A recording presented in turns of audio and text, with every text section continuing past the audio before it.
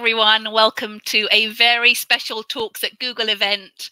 My name's Karina Gavinji and I'm the head of our global workforce diversity here at Google. I'm dialing in today from our Google office in London, and I am so honored and incredibly excited to be in this conversation today with our very esteemed guests, who I will introduce shortly: Joshua Seftel, Bibi Bahrami, and Richard Mckinney.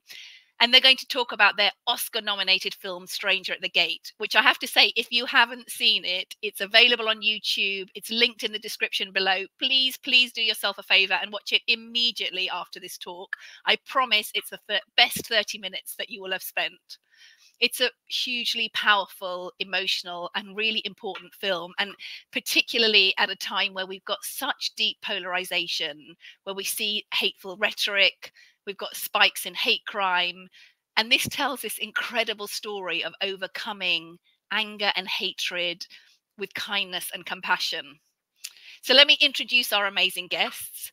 We have the Academy Award nominated director and producer Joshua Seftel, who uses storytelling and media to promote empathy and understanding, which you will see, it's just totally evident through the Oscar-nominated film Stranger at the Gate and his Emmy and Peabody-nominated series The Secret Life of Muslims, which really seeks to combat Islamophobia through filmmaking, and for which he was awarded the Fearless Ally Award in 2022 by the El Hibri Foundation.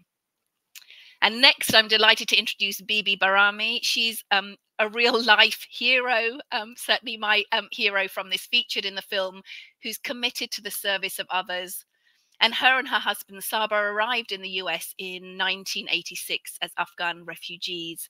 They've raised 6 children in Muncie, Indiana, where they are active members of their community. And Bibi is the founder and president of a non-profit, Awaken, and that provides education, training, and healthcare to women and children of Afghanistan. And finally, we have Richard Mckinney, who goes by the name Mac, whose transformative story is the subject of The Stranger at the Gate. So Mac is a former Marine, 25 years in the US military, including several tours in the Middle East. And he returned home with hate towards Islam and Muslims. But his interactions with the local Muslim community in his hometown changed the course of his life. And he's now a peace and conflict resolution advocate. He dedicates his life to fostering understanding and compassion. And he's actually started his own business. It's called From Hate to Understanding. And he travels and speaks about this journey and has become an honorary member for We Are United Against Hate. So with that, please give a really warm welcome to all our amazing panelists who are joining me now. Thank you so much all for being with us today. I just want to start by saying how truly and deeply moved I was by this story. So I'm really excited for us to dive straight into the conversation. And if it's okay, Josh, I'm going to start with you, just to ask you to tell us a bit more about the film for those who may not have seen it yet. But just like, tell us, how did you find this story? Like, where did the inspiration come from? Thank you. Yes. So this story is really largely about Mac Mckinney and Bibi Bahrami, who are here with us today. And it begins with Mac Mckinney, who, you know, returned from 25 years of service abroad and in conflict zones around the world. And he, as you said, was filled with hatred toward Muslims. And he decided to blow up the mosque in his hometown because he thought he was doing the right thing. Now, Bibi Bahrami was the co-founder of the mosque, along with her husband, Saber, and they essentially come face to face in this story. And through Bibi's kindness and openness toward Mac, he transformed. And that's what the film really covers. And when I came across this story several years ago, it was actually someone in my office named Anna Rowe who found the article that was in a newspaper. And we read this and we said, oh my gosh, this story is just incredible and incredibly powerful and incredibly relevant to our times. You know, as you said, we live in a time of polarization. And this is the story of two people who build what you could look at as essentially an impossible bridge between each other. And the idea that if they could build this bridge and come together, then I think anyone can. And that, to me, is what's inspiring about it. And so at the time that we found the story, I was working on a series called The Secret Life of Muslims. And it was a set of short films.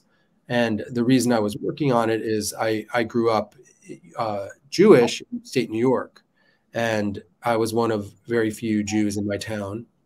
And as a boy, I was picked on. You know, I was called names. I was you know, discriminated against. Kids threw pennies at me in the hallway of middle school, you know, to see if I would bend down to pick them up, to sort of prove their thesis that Jews are cheap. And, you know, someone threw a rock the size of a brick through the front window of our home, and things like that that really stuck with me. And when I set out to become a filmmaker years later, I was always very interested in telling stories that would build understanding and that would boost up the underdog. And, you know, after 9/11, when I saw my Muslim friends facing the same kind of discrimination that I faced, you know, as a Jewish kid in upstate New York, I felt that I maybe could do something as a filmmaker and with storytelling. And that's what this series is, Secret Life of Muslims. And the film Stranger at the Gate, which we're discussing today, is the 25th film in that series. Amazing. Thanks so much, Joshua. And it does make you feel like, you know, the way you portrayed it, like anything is possible. So thank you. I mean, Bibi and Mac, I'd love to turn to you and sort of hear from you both about your reaction when Josh first approached you with the idea of sort of making this a film. Maybe Bibi, I can ask you first. Yeah, sure. Thank you so much for your kindness. Personally, when Josh contacted me, that during that time I was just recovering from a health condition, and I think it looks like he was trying to call me several times, and I wasn't responding. I was just, God give me a second life, just say short. I was actually, my heart had stopped and was in coma and came back to life. Well, anyway, when he reached out, I have given up news after 9/11 because it was hurting me so much and crying about it. And I said, let's just one thing, give it up. And I started my nonprofit organization. And I would like to serve those people who I feel hurt for, to do something about it, whether it's my local community or community that I left behind. That was kind of my mission. I said, who is this guy contacting me from New York? Like, I still can imagine in my head, like, you know, all the way from there. And he would like to make this documentary. And the story happened in 2009. And I would say sometime, like, who is this, you know, Jewish young guy doing this? And I set a time when I talked to him about it. And the way he shared his story with me, with his beautiful heart and kindness, that why he wants to do this. And since I'm the current president of Islamic Center, he would like to do this documentary based on the community. If I could help and be interviewed and take place in our community. And then, of course, I reach out to my executive board and the community that this story is an amazing story and somebody who is interested to do that. But in the meantime, you know, the first reaction, I don't know if I share that, it was practical, you know, I was not sure why he wants to do this. Then the second, when he explained it, gave him opportunity, he explained why he's doing it, it really touched my heart. I said, oh my God, this young man, he's really kind, that he has this feeling toward humanity.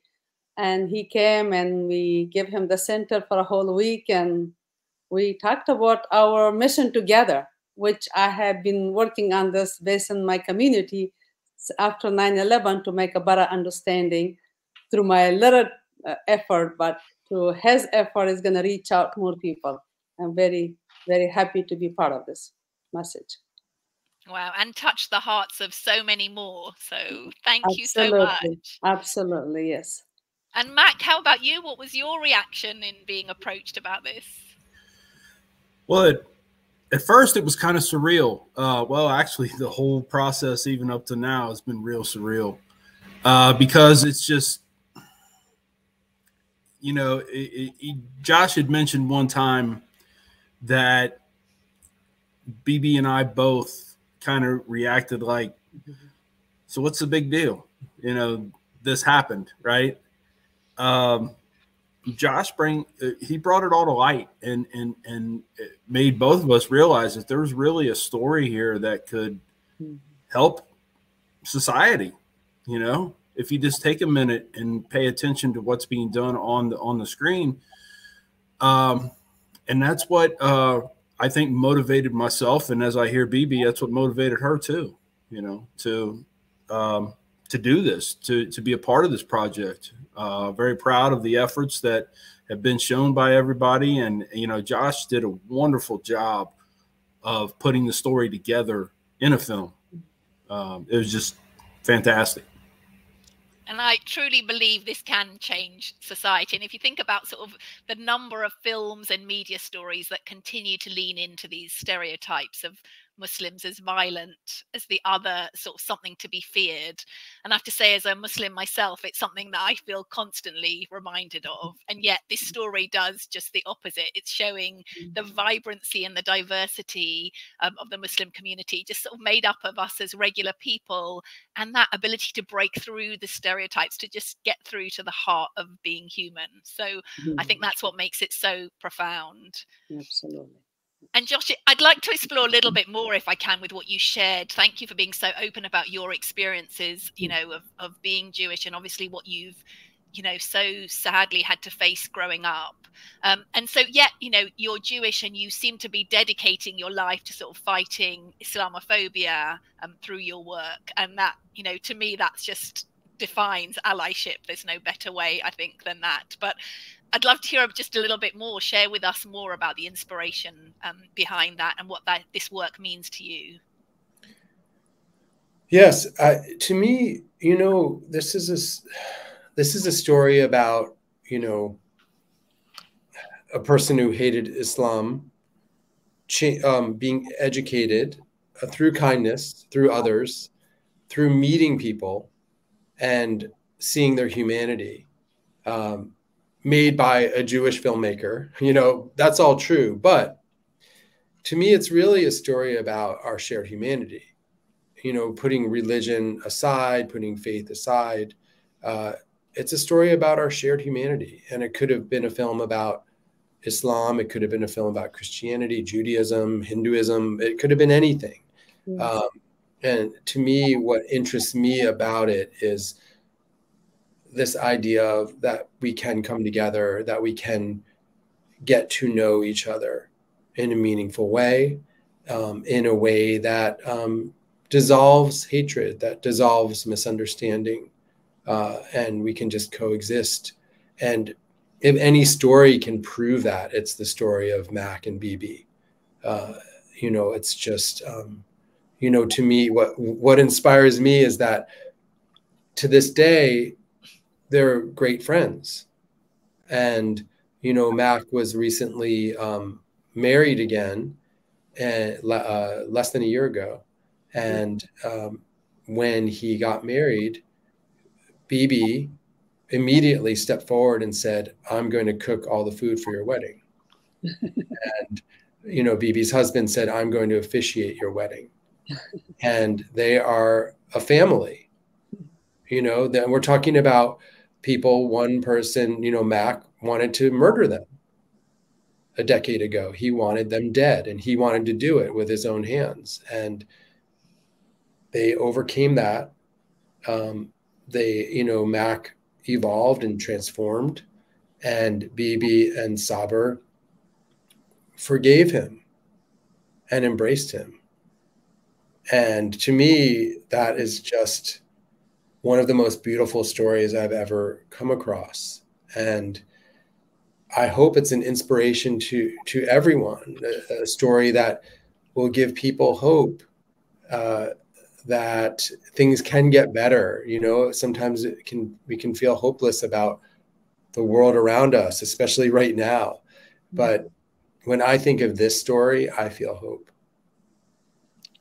Couldn't agree more. And what you've described in the beauty of their relationship is just outstanding, and what we'd want to try and capture in as many ways as we can. And you describe, actually, I think, Bibi treating Mac as a brother despite having this initial fear and apprehension. I mean, like, tell us where that comes from, that level of care and compassion to work through. Thank you. I'm totally blessed to be born to a family with that kind of a care. My father always had a home like for homeless people. And when my mother sent the food as a young girl, I would always offer to take it there to them. Just I had that great feeling to serve and help. In the meantime, that what I saw in their faces, how they're happy they were. And I didn't think anything else about it, just a human. I was not even scared, whether late at night or whatever time of day it was. And there was no stranger in our house. That's a blessing. And then living up, obviously, in the refugee camp for 6 years in Pakistan was added to my life as a young girl, teenager coming to that. And that experience helping people there was totally blessed to be able to do that and serving my local community there. Then came to the United States as a refugee to my beautiful Indiana, Muncie city that also had, I took it as an opportunity and a blessing to be here and serve my community local in any way I could. This was one of my many kind, this very normal act of inviting over people to have dinner. I had many dinner in my beautiful home and all walks of life, and from the mayor office to the university to all the churches, all the ministers. I'm also a co-founder of Interfaith, the event that we organized after 9/11. Serving that, and I think acting with Mac was one of our normal acts. In spite of, as you mentioned, the Muslims are on the spot after 9/11. There is fears. I mean, everybody have that fear. There's no question. But I think our faith and our upbringing, and when you have that heart for humanity, it kind of overcomes that fears. And I think that's the blessing that I can share with others, to always see good in people, not to be judgmental, and get to know people. And if there is nothing else you can do, at least smile in your best ability that you can. Thank you, Bibi. So, Matt, congratulations, firstly, for the recent wedding. I'm pretty sure the food at your wedding was delicious. Absolutely. So you've obviously gone through quite the transformation, Mac. So, the film describes the hate that you felt towards Muslims that, propelled you to sort of think about a plan to bomb the local mosque, to then, embracing the community and Islam. And could you tell us just a bit about that process of change? Like, was it gradual? Was there a specific moment that you could highlight that really impacted you? Yeah, so this is actually a question that's asked a lot. And I think every time I answer it, I probably answer it differently. But it's one of those things that, yes, it was gradual, but yes, it was like the shining moment. The veil is lifted, right? I just, the first thing was their actions, because my idea of who Muslims were the ones that had been shooting at me, and not the communities, different communities around the world. That the only Muslims I knew of were ones that I could not trust. And these people welcomed me in, even before I became one of them, welcomed me in as one of them. That was really eye-opening. It took me a long time to actually struggle through that, because I still had a distrust. I still thought that maybe they were just getting me into that one moment, and then bam, that's it. And then, of course, they handed me a Quran. And I tell Muslims all the time, I tell them, it says, if anybody comes to you and wants to learn about Islam, hand them a Quran and tell them to find you when they have questions. Because that's what they did for me. And I took that and I went home and I read and I read and I read and I read and I came back and I was around them more and I read and I read and I read and I came back and I was around them even more, went to houses for dinners. I tell people I used to weigh 190 pounds before I went to Bibi's house. Yeah, she fattened me up. But it all came together. You know, and it was just something that was meant to be. I can't explain it. It was an 8-week transformation that, to me, even to today, still boggles my mind. 8 weeks? No way. And that's when I have to, you know, look above and say it was his plan all along, because there's no other reason for it. So yes, it was gradual, but yes, it was a shiny moment too. And so when you said that, I mean, it was meant to be like, do you ever give any thought, Mac, to sort of how things could have been different? Like, what if Bibi wasn't there? Like, how else could things have transpired? Or is that something that you try not to think about? I would like not to think about it, but I can't help but think about it. And I think my ex-wife said it best in the film, that if I would have been treated any differently, it would have been a whole other story. Unfortunately. Thank you for sharing that. So, Bibi, if I can ask you, look, many of us still hold a lot of fear about engaging with people who are different from ourselves. And we don't have the bravery, the skills, the insight to do what you and your family did for Mac. He's described that, just the inviting him into your home, lots of cooking for him, forgiving him, even after you found out what he was planning to do. I mean, really incredible. Just if you think about advice that you might be able to give to the world about any small steps that you think people could take to build, bridges of understanding and get to that level of humanness that you got to. Thank you. Thank you so much. I personally, as I say, I'm very humble and I'm grateful to be in this level to tell others. But my simple message is, again, starting from a smile, and be involved in your local community. Volunteer in any way you can. Different groups. I mean, I personally serve on many board, and I volunteer on many different events in my local community. That's how I got involved in every community that I live. And I always suggest to others in the community to please be involved in you making a difference, especially with my nonprofit. I have a lot of students who volunteers. And I think this is the way of life, as God created all of us human, and we need each other. We need the support from each other. We need the encouragement from each other.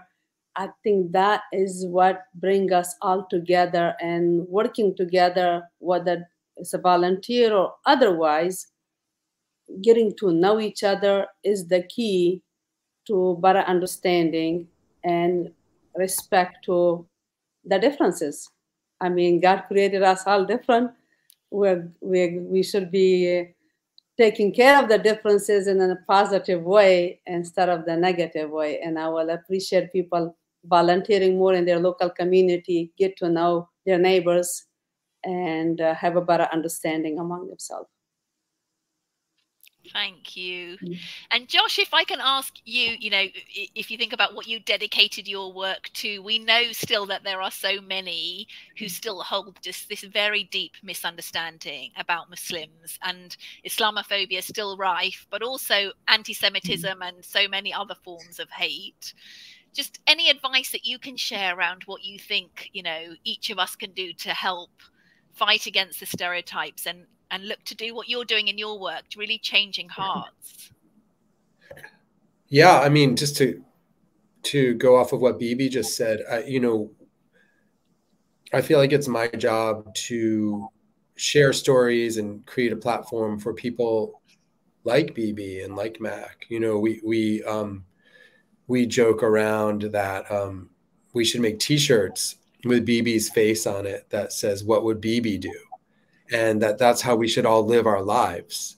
You know, what would Bibi do in this situation?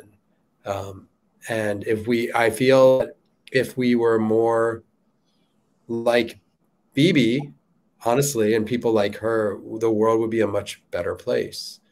And, you know, people like Mac McKinney, Mac is an incredible messenger. I think that many different kinds of people would listen to Mac's story and be open to hearing it.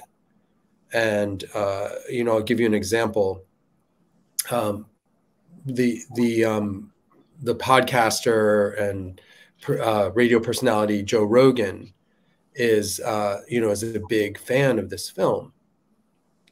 And I think he feels a connection to Mac's story and finds him to be a very interesting messenger. And what I love about the fact that Joe Rogan has talked about our film multiple times on his show is that he now speaks about Bibi as a hero. And, you know, this is a guy who's reaching, you know, he has the largest audience of any podcast in the world. And he's reaching all different kinds of people. And he's telling them about Bibi and how what she did is heroic. And to me, that gives me hope too. You know, to me, that was our greatest victory, bigger than getting nominated for an Oscar, bigger than, you know, working with the Nobel Peace Prize laureate Malala, who's part of our team and was an executive producer on the film, is the fact that people are hearing this story, you know, through Joe Rogan, through others. And we want to believe that that can change the way people think. And we're hopeful about that. Well, if there are T-shirts, what would Bibi do? I'm signing up for one now, so please have one sent over. But Mac, I would love. I mean, Josh has just described, you know, the way in which you are, you know, taking this message around the world and your organization from hate to understanding. Can you tell us a little bit more about like what you're doing through that and the key messages that you're sharing? Yeah, so a lot of this stems out of forgiving myself, that I saw that as an impossibility, that I'm going to go ahead and live my life and try to do the right thing now, but there's no way I can forgive myself. But I finally had, because people would come up to me, people would write me and tell me how much I've changed their perspective, changed their lives. And, you know, I would have never thought, I mean, you know, I'm nobody. I'm really not. I'm just a guy with a story, man. That's really it. And that's what I tell people.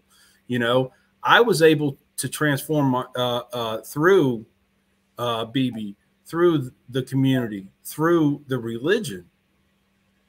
Now, what I want to do is to make it available, make it the knowledge available that others can change too.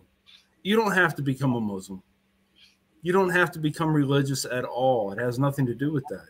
It's about looking at your neighbor and not having disdain in your heart. Because, you know, the world's a really messed up place. We have all kinds of problems. We have starvation. We have homelessness. We have drug addiction, alcoholism. I mean, it just goes on and on.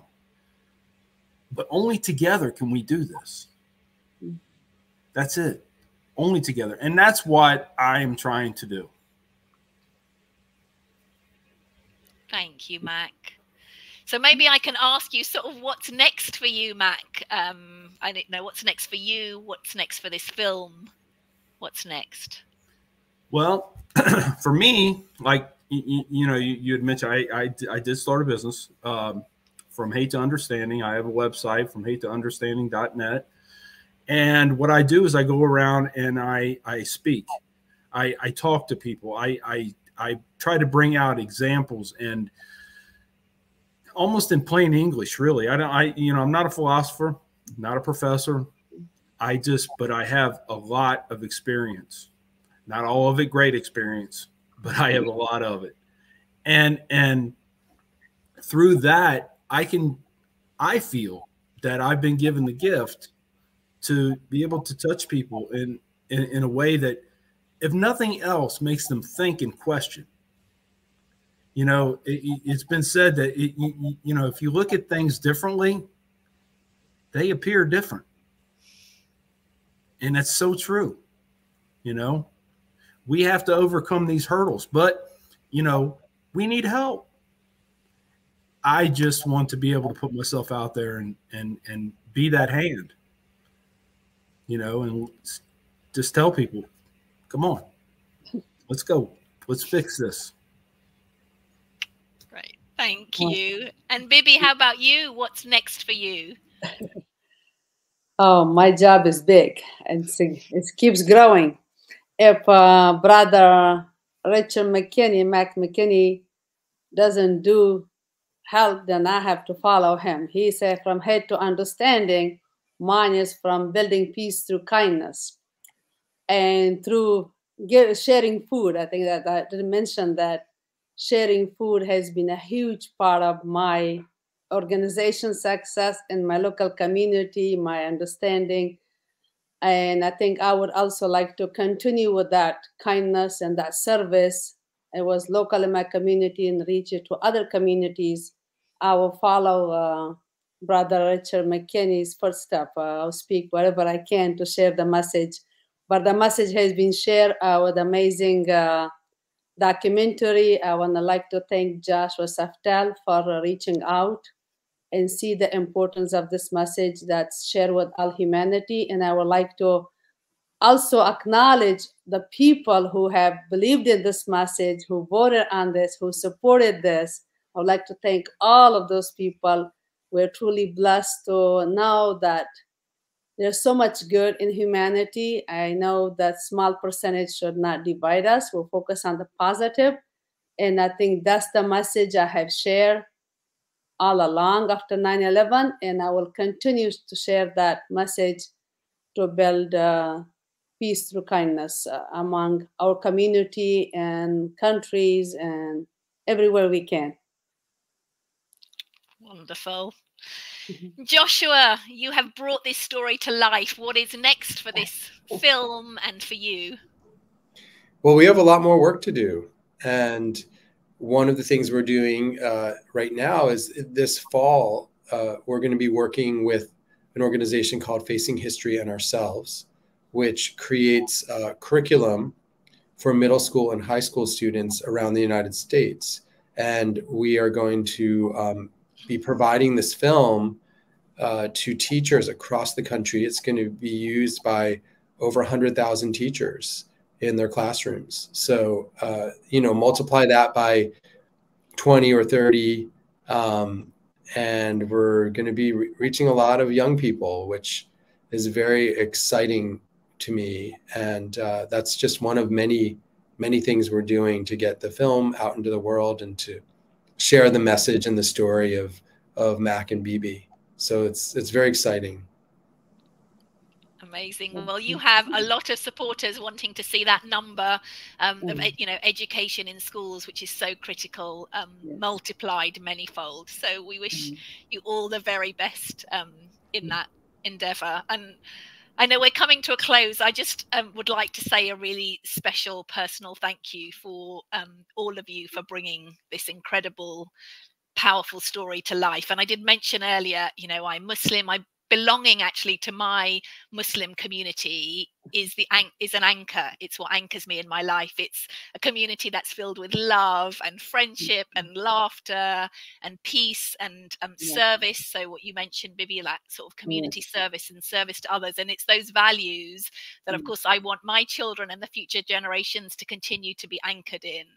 And that's why I think this film is so powerful, because it is demonstrating the humanness that needs to bind us all, and the power of coming together in community and with food. We can't underestimate Yes. the power of that. But a huge thank you, Bibi, Joshua, and Mac. My deepest hope is that everyone can draw strength and incredible learning from this story and the journey that you've all been on.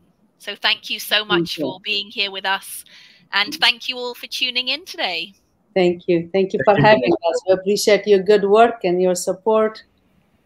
For sharing this message with the world. Thank you so much. Thank you so much. Thank you. Thanks for tuning in. Love you guys.